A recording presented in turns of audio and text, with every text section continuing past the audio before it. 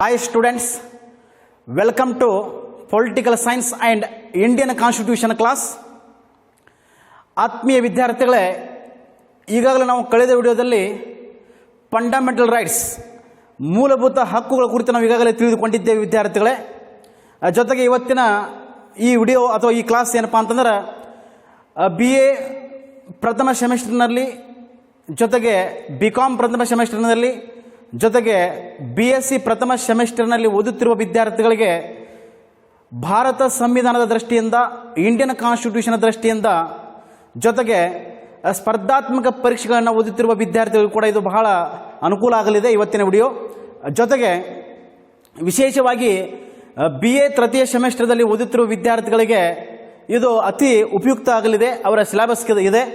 ಹೀಗಾಗಿ ಇವತ್ತಿನ ವಿಡಿಯೋದಲ್ಲಿ ವಿದ್ಯಾರ್ಥಿಗಳು ನಾವು BA, BCom, BSc ಪ್ರಥಮ ಸೆಮಿಸ್ಟರ್ನಲ್ಲಿ ಓದುತ್ತಿರುವ ವಿದ್ಯಾರ್ಥಿಗಳಿಗೆ, ಸ್ಪರ್ಧಾತ್ಮಕ ಪರೀಕ್ಷೆಗಳನ್ನು ಓದುತ್ತಿರುವ ವಿದ್ಯಾರ್ಥಿಗಳಿಗೆ, ವಿಶೇಷವಾಗಿ BA ತೃತೀಯ ಸೆಮಿಸ್ಟರ್ನ ಪಠ್ಯಕ್ರಮಕ್ಕೆ ಸಂಬಂಧಪಟ್ಟಂತಹ ವಿಷಯವನ್ನು ಇವತ್ತು ತೆಗೆದುಕೊಂಡು ಬಂದಿದ್ದೇನೆ ವಿದ್ಯಾರ್ಥಿಗಳೇ. ಹಾಗಾದರೆ ಇವತ್ತಿನ ವಿಡಿಯೋದಲ್ಲಿ ನಾವು ತಿಳಿದುಕೊಳ್ಳುವಂಥ ಪ್ರಮುಖ ವಿಷಯ ಘಟ್ಟ ಯಾವುದಪ್ಪ ಅನ್ನೋದನ್ನು ಸ್ವಲ್ಪ ನೋಡಬೇಕಾಗ್ತದೆ. ಇವತ್ತಿನ ವಿಡಿಯೋದಲ್ಲಿ ವಿದ್ಯಾರ್ಥಿಗಳು ನಾವು directive principles of state policy, ರಾಜ್ಯ ನಿರ್ದೇಶಕ ಅಥವಾ ನಿರ್ದೇಶನ ತತ್ವಗಳ ಕುರಿತು ನಾವು ಇವತ್ತಿನ ವಿಡಿಯೋದಲ್ಲಿ ತಿಳಿದುಕೊಳ್ಳಬೇಕಾಗಿದೆ ವಿದ್ಯಾರ್ಥಿಗಳೇ. ಖಂಡಿತವಾಗಿ ತಿಳಿದುಕೊಳ್ಳುತ್ತಾ ನಿಮ್ಮ ಗುರು ಶಿಷ್ಯರ ಸಂಬಂಧವನ್ನು ಮುಂದುವರಿಸೋಣ ವಿದ್ಯಾರ್ಥಿಗಳೇ. ಹಾಗಾದರೆ ರಾಜ್ಯ ನೀತಿ ನಿರ್ದೇಶಕ ತತ್ವಗಳು ಅಂದ ಕೂಡಲೇ ನಾವು ಏನೇನು ತಿಳ್ಕೊಳ್ತೀವಿ, ಏನೇನು ಅಧ್ಯಯನ ಮಾಡ್ತೀವಿ ಅನ್ನೋದನ್ನು ಸ್ವಲ್ಪ ನಿಮ್ಮ ಗಮನಕ್ಕೆ ತರ್ತೀನಿ. ಸ್ವಲ್ಪ ಇಲ್ಲಿ ಗಮನ ಕೇಳ್ರಿ ವಿದ್ಯಾರ್ಥಿಗಳೇ, ಸ್ವಲ್ಪ ಇಲ್ಲಿ ನೋಡೋಣ. Directive principles of state policy ಅಂದ ಕೂಡಲೇ ರಾಜ್ಯ ನಿರ್ದೇಶಕ ಅಥವಾ ನಿರ್ದೇಶನ ತತ್ವಗಳು ಅಂದ ಕೂಡಲೇ ಅದರ ಪೀಠಿಕೆ, ಇಂಟ್ರೊಡಕ್ಷನ್, ಪೀಠಿಕೆ ಅಥವಾ ಪ್ರಸ್ತಾವನೆ ಬಗ್ಗೆ ನಾವು ನೋಡಬೇಕಾಗ್ತದೆ. ಖಂಡಿತವಾಗಿ ನೋಡೋಣ. ತದನಂತರ classification of directive principles of state policy, ಇದರ ಬಗ್ಗೆ ನಾವು ತಿಳ್ಕೊಳ್ತೀವಿ ಇವತ್ತಿನ ವಿಡಿಯೋದಲ್ಲಿ. ಹಾಗಾದರೆ ಅವು ಯಾವ ಅನ್ನೋದನ್ನು ಸ್ವಲ್ಪ ನೋಡಬೇಕಾಗ್ತದೆ. Classification of directive principles of state policy ಅಂದ ಕೂಡಲೇ ಇಲ್ಲಿ ಪ್ರಮುಖವಾಗಿ ನಾವು ರಾಜ್ಯ ನಿರ್ದೇಶಕ ತತ್ವಗಳನ್ನ 4 ರೀತಿಯ ವರ್ಗೀಕರಣವಾಗಿ ವಿಂಗಡಿಸಲಾಗಿದೆ. ಆ 4 ರೀತಿಯ ವರ್ಗೀಕರಣ ಅದು ಅಂಶಗಳನ್ನು ಕೂಡ ಸ್ವಲ್ಪ ನೋಡಬೇಕಾಗ್ತದೆ ಇವತ್ತಿನ ವಿಡಿಯೋದಲ್ಲಿ. ಹಾಗಾದರೆ ಅವು ಯಾವುವು ಅನ್ನೋದನ್ನು ಸ್ವಲ್ಪ ನಿಮ್ಮ ಗಮನಕ್ಕೆ ತರ್ತೀನಿ. ಇಲ್ಲಿ ನೋಡ್ರಿ. ಫಸ್ಟ್ ಒನ್ ಸೋಷಿಯಲಿಸ್ಟ್ ಪ್ರಿನ್ಸಿಪಲ್ಸ್, ಸಮಾಜವಾದಿ ತತ್ವಗಳಂತ ಕರಿತೀವಿ. Second one Gandhian principles, Gandhi ತತ್ವಗಳಂತ ಕರಿತೀವಿ. ಥರ್ಡ್ ಒನ್ ಲಿಬರಲ್ ಪ್ರಿನ್ಸಿಪಲ್ಸ್, ಉದಾರ ತತ್ವಗಳಂತ ಕರಿತೀವಿ. ಫೋರ್ತ್ ಒನ್ ಜನರಲ್ ಪ್ರಿನ್ಸಿಪಲ್ಸ್, ಸಾಮಾನ್ಯ ತತ್ವಗಳು. ಹೀಗೆ ಪ್ರಮುಖವಾಗಿ 4 ರೀತಿಯ ವರ್ಗೀಕರಣವನ್ನು ಕಾಣ್ತೀವಿ ವಿದ್ಯಾರ್ಥಿಗಳೇ ರಾಜ್ಯ ನೀತಿ ನಿರ್ದೇಶಕ ಅಥವಾ ನಿರ್ದೇಶನ ತತ್ವಗಳಲ್ಲಿ. ಈ 4 ವರ್ಗೀಕರಣಗಳಲ್ಲಿ ನಾವು ಪ್ರಮುಖವಾಗಿ ಇವತ್ತಿನ ವಿಡಿಯೋದಲ್ಲಿ ಪ್ರಮುಖವಾಗಿ 2 ನಾವು ತಿಳಿದುಕೊಳ್ಳೋಣ. ಮೊದಲನೇದಾಗಿ ಸೋಷಿಯಲಿಸ್ಟ್ ಪ್ರಿನ್ಸಿಪಲ್ಸ್, ಸಮಾಜವಾದಿ ತತ್ವಗಳ ಕುರಿತು ತಿಳಿದುಕೊಳ್ಳೋಣ ಇವತ್ತಿನ ವಿಡಿಯೋದಲ್ಲಿ. ತದನಂತರ ಎರಡನೇದಾಗಿ ಗಾಂಧಿಯನ್ ಪ್ರಿನ್ಸಿಪಲ್ಸ್, ಗಾಂಧಿಯ ತತ್ವಗಳ ಕುರಿತು ಇವತ್ತಿನ ವಿಡಿಯೋದಲ್ಲಿ ಈ 2 ಪ್ರಮುಖವಾಗಿ ತಿಳಿದುಕೊಳ್ಳೋಣ. ಇನ್ನುಳಿದ 2 ಪ್ರಮುಖ ಅಂಶಗಳನ್ನ ಏನಪ್ಪ ಅಂತಂದ್ರೆ ಮುಂದಿನ ವಿಡಿಯೋದಲ್ಲಿ ತಿಳಿದುಕೊಳ್ಳೋಣ ವಿದ್ಯಾರ್ಥಿಗಳೇ. ಅರ್ಥ ಆಯ್ತು ರೀ? ಅಷ್ಟು ಮಾಡೋಣ. ಹಾಗಾದರೆ ಇಲ್ಲಿ ಇಂಟ್ರೊಡಕ್ಷನ್ ಕಡೆಗೆ ನಾವು ಸ್ವಲ್ಪ ಹೋಗಬೇಕಾಗ್ತದೆ ವಿದ್ಯಾರ್ಥಿಗಳೇ. Directive principles of state policy ಅಂದ ಕೂಡಲೇ ರಾಜ್ಯ ನಿರ್ದೇಶಕ ಅಥವಾ ನಿರ್ದೇಶನ ತತ್ವಗಳ ಕುರಿತು ನಾವು ತಿಳಿದುಕೊಳ್ಳುತ್ತಾ ಹೋಗೋಣ ಇವತ್ತಿನ ವಿಡಿಯೋದಲ್ಲಿ ವಿದ್ಯಾರ್ಥಿಗಳೇ. ಸ್ವಲ್ಪ ಅದರ ಪೀಠಿಕೆ ಅಥವಾ ಪ್ರಸ್ತಾವನೆ ಬಗ್ಗೆ ನಾವು ಇಲ್ಲಿ ತಿಳಿದುಕೊಳ್ಳಬೇಕಾಗ್ತದೆ ವಿದ್ಯಾರ್ಥಿಗಳೇ. ರಾಜ್ಯ ನೀತಿ ನಿರ್ದೇಶಕ ತತ್ವಗಳು ಅಂದ ಕೂಡಲೇ ಸಾಮಾನ್ಯವಾಗಿ ಸುಖಿ ರಾಜ್ಯ, ಕಲ್ಯಾಣ ರಾಜ್ಯವನ್ನು ಬಯಸುವ ಉದ್ದೇಶದಿಂದ ನಿರ್ದೇಶನ ನೀಡಲು ಅಸ್ತಿತ್ವಕ್ಕೆ ಬಂದಿರುವಂಥ ತತ್ವಗಳನ್ನ ನಾವು ಎಂತ ಕರಿತೀವಿ? ರಾಜ್ಯ ನಿರ್ದೇಶಕ ತತ್ವಗಳಂತ ಕರಿತೀವಿ. ಅಂದರೆ ಕಲ್ಯಾಣ ರಾಜ್ಯವನ್ನು ಬಯಸುವುದಕ್ಕೋಸ್ಕರವಾಗಿ, ಸುಖಿ ರಾಜ್ಯವನ್ನು ಬಯಸುವುದಕ್ಕಾಗಿ ನಿರ್ದೇಶನ ನೀಡುವಂಥ ತತ್ವಗಳೇ ರಾಜ್ಯ ನಿರ್ದೇಶಕ ತತ್ವಗಳಂತ ನಾವು ಕರಿತೀವಿ. ಅಥವಾ ಇನ್ನೊಂದು ದೃಷ್ಟಿಯಿಂದ ನಾವು ಹೇಳಬಹುದು ವಿದ್ಯಾರ್ಥಿಗಳೇ, ಇಲ್ಲಿ ರಾಜ್ಯ ನೀತಿ ನಿರ್ದೇಶಕ ತತ್ವಗಳು ಅಂದ ಕೂಡಲೇ ಸಾಮಾಜಿಕವಾಗಿ, ಆರ್ಥಿಕವಾಗಿ, ರಾಜಕೀಯವಾಗಿ, ಶೈಕ್ಷಣಿಕವಾಗಿ ಇಡೀ ರಾಜ್ಯದ ಕಲ್ಯಾಣವನ್ನು, ಇಡೀ ರಾಜ್ಯದ ಏಳಿಗೆಯನ್ನು, ಇಡೀ ರಾಜ್ಯದ ಹಿತಾಸಕ್ತಿಯನ್ನು, ಇಡೀ ರಾಜ್ಯದ ಅಭ್ಯುದಯವನ್ನು ಬಯಸುವುದಕ್ಕಾಗಿ ಸಂವಿಧಾನದಿಂದ ಮಾರ್ಗದರ್ಶಿಸುವಂತಹ ತತ್ವಗಳೇ ರಾಜ್ಯ ನೀತಿ ನಿರ್ದೇಶಕ ತತ್ವಗಳು ಎನ್ನುವರು. ಅರ್ಥ ಆಯ್ತು? ಇದು ನಿಮ್ಮ ಮೊದಲು ಕ್ಲಿಯರ್ ಗೊತ್ತಿರಬೇಕು. ಅಂದರೆ ರಾಜ್ಯಕ್ಕೆ ನಿರ್ದೇಶನ ನೀಡುವಂಥ ತತ್ವಗಳೇ ರಾಜ್ಯ ನೀತಿ ನಿರ್ದೇಶಕ ತತ್ವಗಳನ್ನು ಕರಿತೀವಿ. ಅಥವಾ ಕಲ್ಯಾಣ ರಾಜ್ಯಕ್ಕಾಗಿ, ಸುಖಿ ರಾಜ್ಯಕ್ಕಾಗಿ ಮಾರ್ಗದರ್ಶನ ಅಥವಾ ನಿರ್ದೇಶನ ನೀಡುವಂಥ ತತ್ವಗಳೇ ರಾಜ್ಯ ನೀತಿ ಅಥವಾ ರಾಜ್ಯ ನಿರ್ದೇಶನ ತತ್ವಗಳಂತ ನಾವು ಕರಿತೀವಿ ವಿದ್ಯಾರ್ಥಿಗಳೇ. ಇಲ್ಲಿ ರಾಜ್ಯ ನಿರ್ದೇಶನ ತತ್ವಗಳು ಅಥವಾ ರಾಜ್ಯ ನಿರ್ದೇಶಕ ತತ್ವಗಳು ಅಂದ ಕೂಡಲೇ ಭಾರತ ಸಂವಿಧಾನದ 4ನೇ ಭಾಗದಲ್ಲಿ, ಭಾರತ ಸಂವಿಧಾನದ 4ನೇ ಭಾಗದಲ್ಲಿ ಅಂದರೆ 36ನೇ ವಿಧಿಯಿಂದ ಹಿಡ್ಕೊಂಡ 36ನೇ ವಿಧಿಯಿಂದ 51ನೇ ವಿಧಿಯವರೆಗೆ 51ನೇ ವಿಧಿಯವರೆಗೆ ರಾಜ್ಯ ನಿರ್ದೇಶನ ತತ್ವಗಳ ಕುರಿತು ಉಲ್ಲೇಖಿಸಲಾಗಿದೆ ಅಥವಾ ರಾಜ್ಯ ನಿರ್ದೇಶಕ ತತ್ವಗಳ ಬಗ್ಗೆ ಸ್ಪಷ್ಟಪಡಿಸ್ತವ ಭಾರತ ಸಂವಿಧಾನದ 36ನೇ ವಿಧಿಯಿಂದ ಹಿಡ್ಕೊಂಡ 51ನೇ ವಿಧಿಯವರೆಗೆ ರಾಜ್ಯ ನಿರ್ದೇಶಕ ತತ್ವಗಳ ಕಾರ್ಯವೈಖರಿ ಬಗ್ಗೆ ಸ್ಪಷ್ಟಪಡಿಸುವಲ್ಲಿ ಪ್ರಮುಖವಾದ ಪಾತ್ರ ವಹಿಸುತ್ತವೆ ಈ ವಿಧಿಗಳು. ಭಾರತ ಸಂವಿಧಾನದ 4ನೇ ಭಾಗದಲ್ಲಿ ಅಂದರೆ 36ನೇ ವಿಧಿಯಿಂದ ಹಿಡ್ಕೊಂಡ 51ನೇ ವಿಧಿಯವರೆಗೆ ರಾಜ್ಯ ನಿರ್ದೇಶಕ ತತ್ವಗಳ ಕಾರ್ಯವೈಖರಿ ಬಗ್ಗೆ ಸ್ಪಷ್ಟಪಡಿಸುತ್ತದೆ ಭಾರತ ಸಂವಿಧಾನದ ಈ ವಿಧಿಗಳು. ಅರ್ಥ ಆಯ್ತು ರೀ? ಹಾಗಾದರೆ ನಾವು ರಾಜ್ಯ ನೀತಿ ನಿರ್ದೇಶಕ ತತ್ವಗಳನ್ನು ಯಾವ ಸಂವಿಧಾನದಿಂದ ಎರವಲಾಗಿ ಪಡೆದುಕೊಂಡಿದ್ದೇವಪ್ಪ ಅಂದರೆ ವಿದ್ಯಾರ್ಥಿಗಳೇ, ಐರ್ಲ್ಯಾಂಡ್ ಸಂವಿಧಾನ ಗೊತ್ತಿರಬೇಕ್ರೆ. ಇವೆಲ್ಲ CET ದೃಷ್ಟಿಯಿಂದ ಭಾಳ ಮಹತ್ವ, CET ದೃಷ್ಟಿಯಿಂದ ಭಾಳ ಮಹತ್ವ. ಡೀಪಾಗಿ ನೋಡ್ಕೊತ ಹೋಗ್ರಿ, ಈಗ ಇರ್ತೇನೆ. ಅರ್ಥ ಆಯ್ತು? ಯಾವ ಸಂವಿಧಾನದಿಂದ ನಾವು ಎರವಲಾಗಿ ಪಡೆದುಕೊಂಡಿದ್ದೀವಪ್ಪ ಅಂತಂದ್ರೆ ಐರ್ಲ್ಯಾಂಡ್ ಸಂವಿಧಾನ, ಐರ್ಲ್ಯಾಂಡ್ ಅಥವಾ ಐರಿಷ್ ಅಂತ ಕರಿತೀವಿ. ಐರ್ಲ್ಯಾಂಡ್ ಸಂವಿಧಾನದಿಂದ ರಾಜ್ಯ ನೀತಿ ನಿರ್ದೇಶಕ ತತ್ವಗಳನ್ನ ಎರವಲವಾಗಿ ಪಡೆದುಕೊಂಡದ ಭಾರತ ದೇಶ. ಅರ್ಥ ಆಯ್ತು? ಇದು ಕೂಡ CET ದೃಷ್ಟಿಯಿಂದ ಭಾಳ ಇಂಪಾರ್ಟೆಂಟ್. ಯಾವ ಸಂವಿಧಾನದಿಂದ ರಾಜ್ಯ ನೀತಿ ನಿರ್ದೇಶಕ ತತ್ವಗಳನ್ನ ಎರವಲಾಗಿ ಪಡೆದುಕೊಂಡಿದೆ? ಯಾವ ಸಂವಿಧಾನ ರೀ? ಐರ್ಲ್ಯಾಂಡ್ ಸಂವಿಧಾನ. ಎಷ್ಟನೇ ಭಾಗ ತಿಳಿಸ್ಕೊಳ್ತೈತ್ರಿ? 4ನೇ ಭಾಗ. ಎಷ್ಟನೇ ವಿಧಿ ರೀ? 36ನೇ ವಿಧಿಯಿಂದ ಹಿಡ್ಕೊಂಡ 51ನೇ ವಿಧಿಯವರೆಗೆ ರಾಜ್ಯ ನೀತಿ ನಿರ್ದೇಶಕ ತತ್ವಗಳ ಬಗ್ಗೆ ಸ್ಪಷ್ಟಪಡಿಸ್ತದೆ ಭಾರತ ಸಂವಿಧಾನದ ವಿಧಿಗಳು. ಇದು ಗೊತ್ತಿರ್ಬೇಕು. CET ದೃಷ್ಟಿಯಿಂದ ಭಾಳ ಮಹತ್ವ. ಈಗ ಇರ್ತೇನೆ, CET ದೃಷ್ಟಿಯಿಂದ ಇದು ಭಾಳ ಮಹತ್ವ ಐತಿ, ಸರಿಯಾಗಿ ನೋಡ್ಕೊಡ್ರಿ. ಅರ್ಥ ಆಯ್ತು ರೀ? ಐರ್ಲ್ಯಾಂಡ್ ಸಂವಿಧಾನದಿಂದ ಇವುಗಳನ್ನ ಪಡೆದುಕೊಳ್ಳಲಾಗಿದೆ. ಹಾಗಾದರೆ ವಿದ್ಯಾರ್ಥಿಗಳೇ, ರಾಜ್ಯ ನೀತಿ ನಿರ್ದೇಶಕ ತತ್ವಗಳಂತ ಕೂಡಲೇ ಭಾರತ ಸಂವಿಧಾನದ ಶಿಲ್ಪಿ ಆದಂಥ ಡಾಕ್ಟರ್ BR ಅಂಬೇಡ್ಕರ್ ಅವರು ಏನು ಅಭಿಪ್ರಾಯ ಪಡ್ತಾರಪ್ಪ ಅಂತಂದ್ರೆ, ರಾಜ್ಯ ನೀತಿ ನಿರ್ದೇಶಕ ತತ್ವಗಳನ್ನ ಒಂದು ರೀತಿಯ ವಿನೂತನ ಲಕ್ಷಣ ಎಂದು ಕರೆದಿದ್ದಾರೆ. ವಿನೂತನ ಲಕ್ಷಣವೆಂದು ಕರೆದಿದ್ದಾರೆ ರಾಜ್ಯ ನೀತಿ ತತ್ವಗಳನ್ನ. ಅರ್ಥ ಆಯ್ತು ರೀ? ವಿನೂತನ ಲಕ್ಷಣ ಯಾರು ಕರೆದಾರ್ರಿ? ವಿನೂತನ ಲಕ್ಷಣ.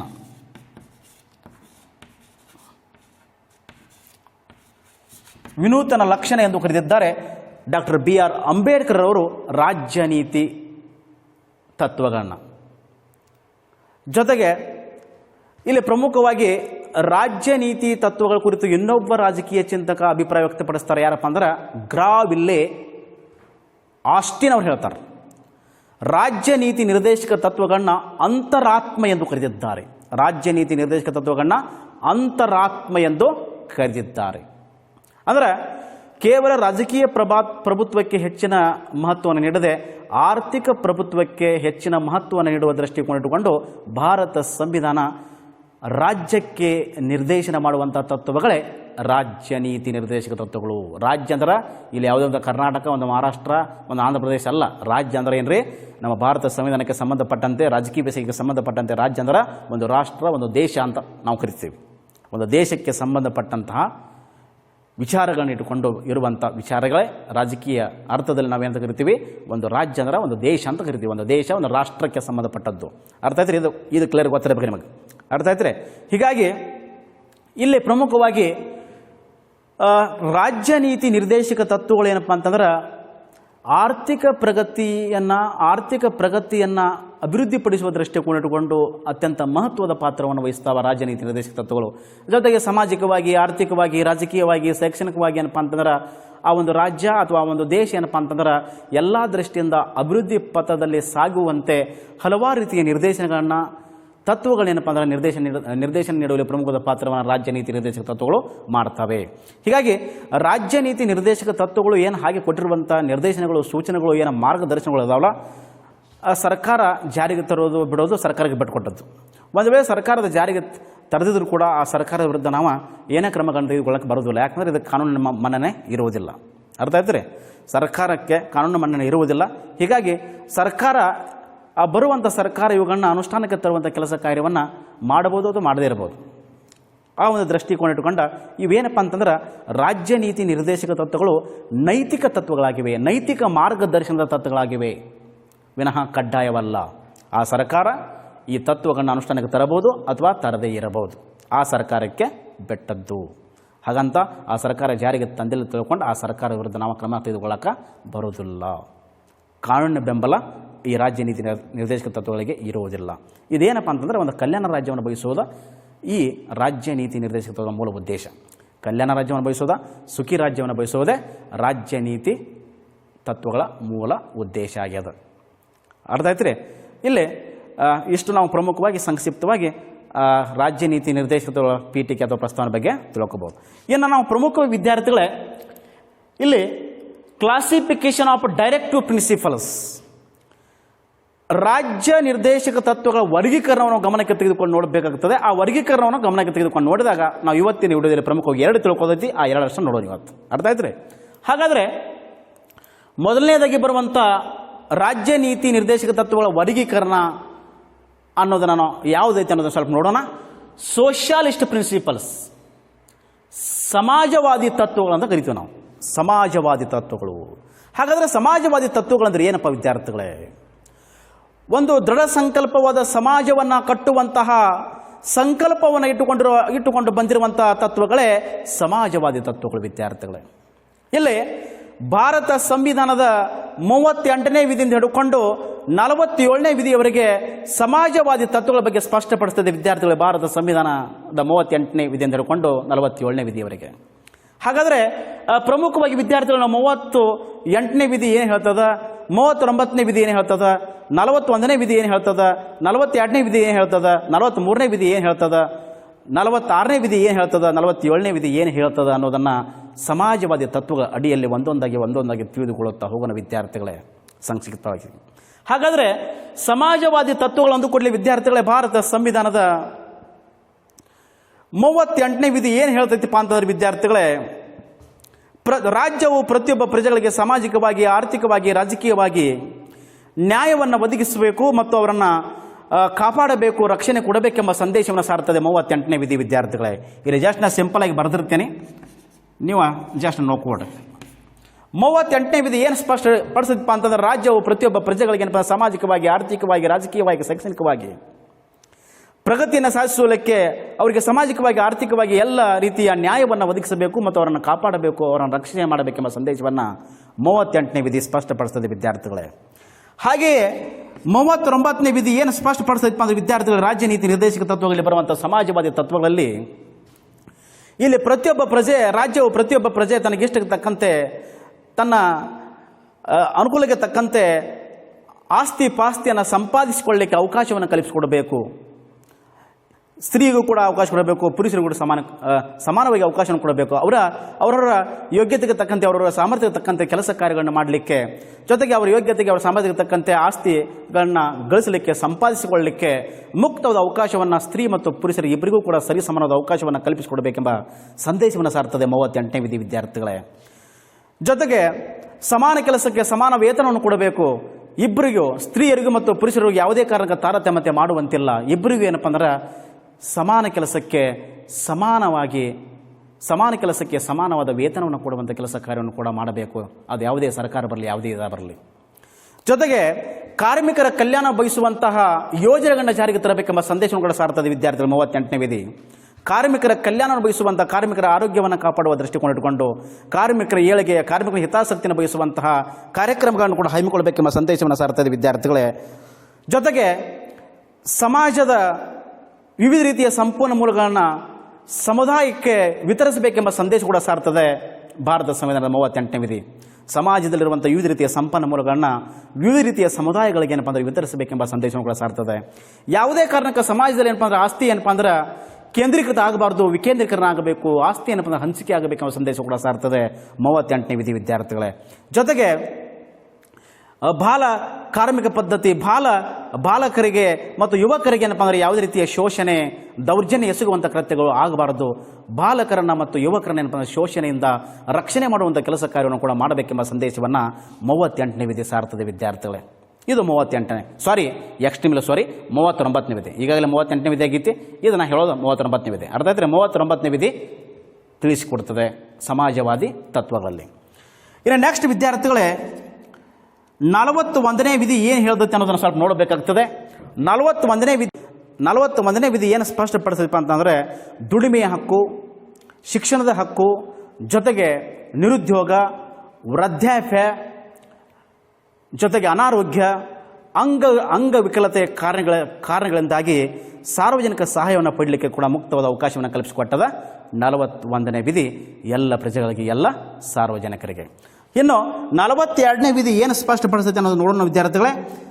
42ನೇ ವಿಧಿ ಅನ್ವಯ ಇಲ್ಲಿ ಪ್ರಮುಖವಾಗಿ 42ನೇ ವಿಧಿ ಕಾರ್ಯಸ್ಥಳದಲ್ಲಿ ಮಾನವೀಯ ವಾತಾವರಣ ಇರಬೇಕು ಮತ್ತು ಸ್ತ್ರೀಯರಿಗೆ ಏನಪ್ಪ ಅಂದರೆ ಪ್ರಸೂತಿ ರಜೆಯನ್ನು ನೀಡಬೇಕೆಂಬ ಸಂದೇಶವನ್ನು ಸಾರುತ್ತದೆ 42ನೇ ವಿಧಿ ವಿದ್ಯಾರ್ಥಿಗಳೇ. ಹಾಗಾದರೆ 43ನೇ ವಿಧಿ ಏನು ಹೇಳುತ್ತೆ ಅನ್ನೋದನ್ನು ಸ್ವಲ್ಪ ನೋಡಬೇಕಾಗ್ತದೆ. 43ನೇ ವಿಧಿ ಏನು ಸ್ಪಷ್ಟಪಡಿಸ್ತೈತಪ್ಪ ಅಂದ್ರೆ ಇಲ್ಲಿ ಪ್ರಮುಖವಾಗಿ 43ನೇ ವಿಧಿ ಎಲ್ಲ ಕಾರ್ಮಿಕರಿಗೆ, ಕೈಗಾರಿಕೆಯಲ್ಲಿ ದುಡಿಯುವಂಥ ಕಾರ್ಮಿಕರಿಗೆ, ಕೃಷಿಯಲ್ಲಿ ದುಡಿಯುವಂಥ ವ್ಯವಸಾಯಗಾರರಿಗೆ ವಿಶೇಷವಾದ ವಾತಾವರಣವನ್ನು ಕಲ್ಪಿಸಿಕೊಡಬೇಕು, ಜೊತೆಗೆ ಅವರಿಗೆ ಪ್ರೋತ್ಸಾಹವನ್ನು ಕೊಡಬೇಕು, ಜೊತೆಗೆ ಕೈಗಾರಿಕೆಯಲ್ಲಿ ಕಾರ್ಖಾನೆಗಳಲ್ಲಿ ದುಡಿಯುವಂಥ ನೌಕರರನ್ನು ಕಾಯಂಗೊಳಿಸಬೇಕು, ಜೊತೆಗೆ ಕೆಲಸದ ಅವಧಿಯಲ್ಲಿ ಅವರಿಗೆ ವಿಶ್ರಾಂತಿಯನ್ನು ನೀಡಬೇಕು, ಅವರ ಕೆಲಸಕ್ಕೆ ಸರಿಯಾದ ವೇತನವನ್ನು ಕೊಡಬೇಕೆಂಬ ಸಂದೇಶವನ್ನು ಸಾರುತ್ತದೆ 43ನೇ ವಿಧಿ ವಿದ್ಯಾರ್ಥಿಗಳೇ.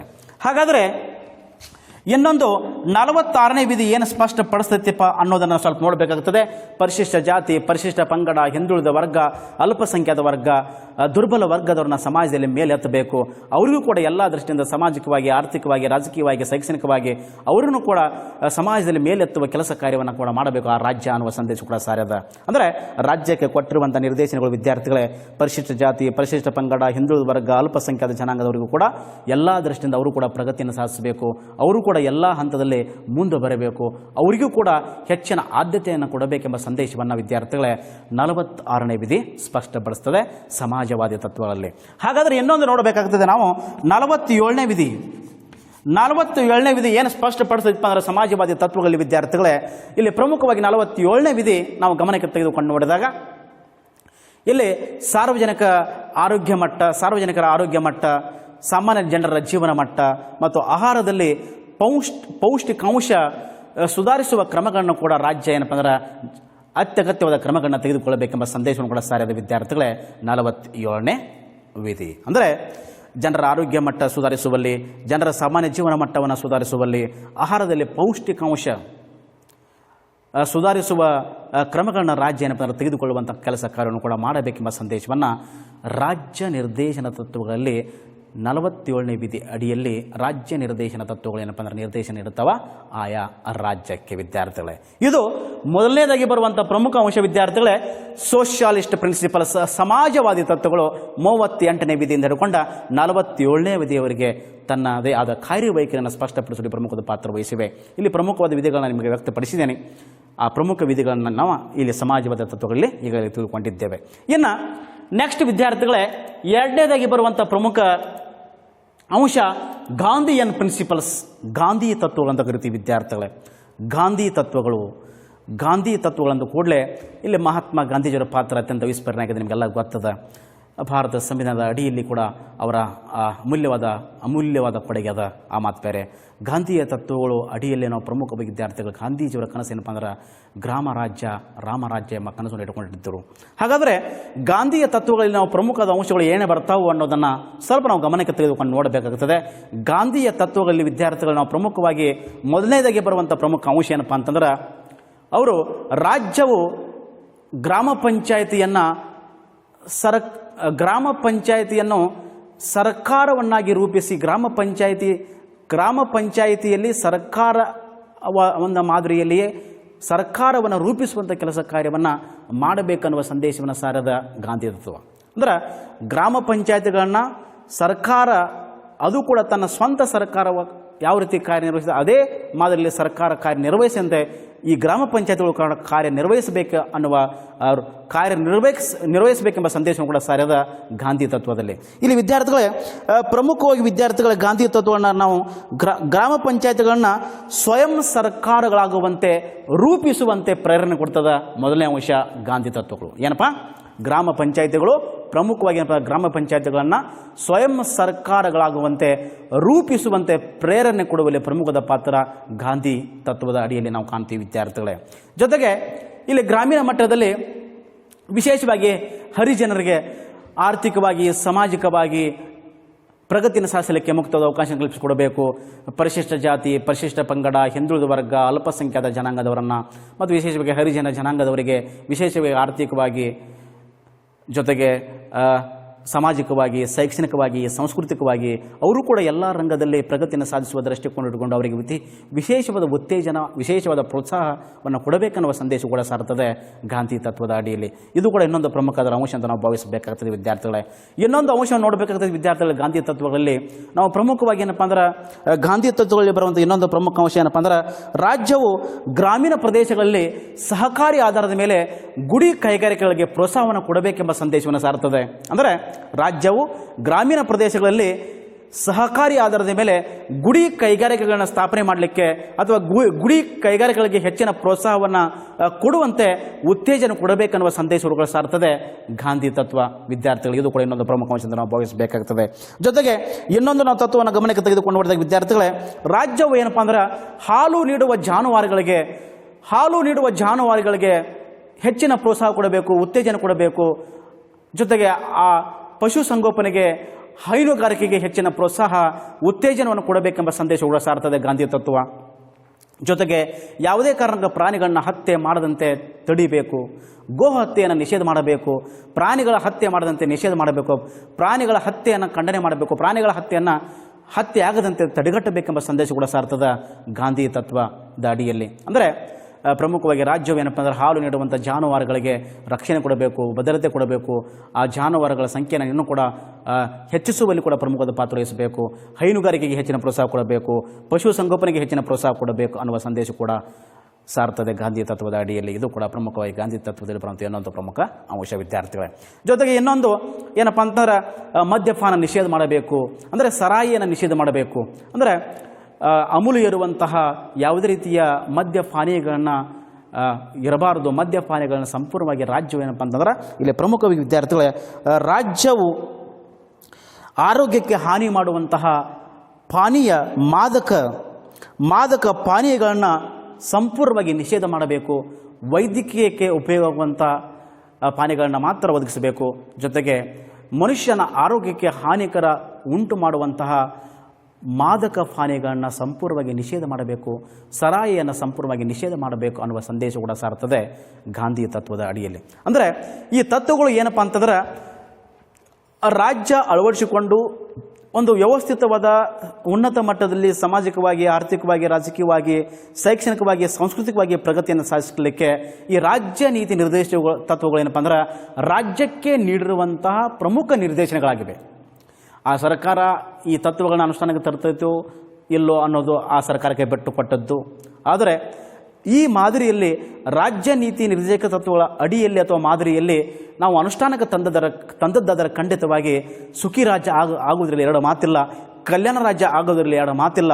ಒಂದು ಕಲ್ಯಾಣ ರಾಜ್ಯ ಆಗಬೇಕಾದ್ರೆ, ಒಂದು ಸುಖಿ ರಾಜ್ಯ ಆಗಬೇಕಾದ್ರೆ ಈ ರಾಜ್ಯ ನೀತಿ ನಿರ್ದೇಶಕ ತತ್ವಗಳಲ್ಲಿ ಬರುವಂಥ ಎಲ್ಲ ನಿರ್ದೇಶನಗಳನ್ನು ಆ ಸರ್ಕಾರ ಪಾಲಿಸಿದ್ದಾದರೆ ಖಂಡಿತವಾಗಿ ಸುಖಿ ರಾಜ್ಯ, ಕಲ್ಯಾಣ ರಾಜ್ಯ ಆಗುವುದರಲ್ಲಿ ಎರಡು ಮಾತಿಲ್ಲ ವಿದ್ಯಾರ್ಥಿಗಳೇ. ಇಷ್ಟು ನಾವು ಪ್ರಮುಖವಾಗಿ ಇವತ್ತಿನ ವಿಡಿಯೋದಲ್ಲಿ ಈ ಎರಡು ಅಂಶಗಳನ್ನು ತಿಳ್ಕೋಬಹುದು.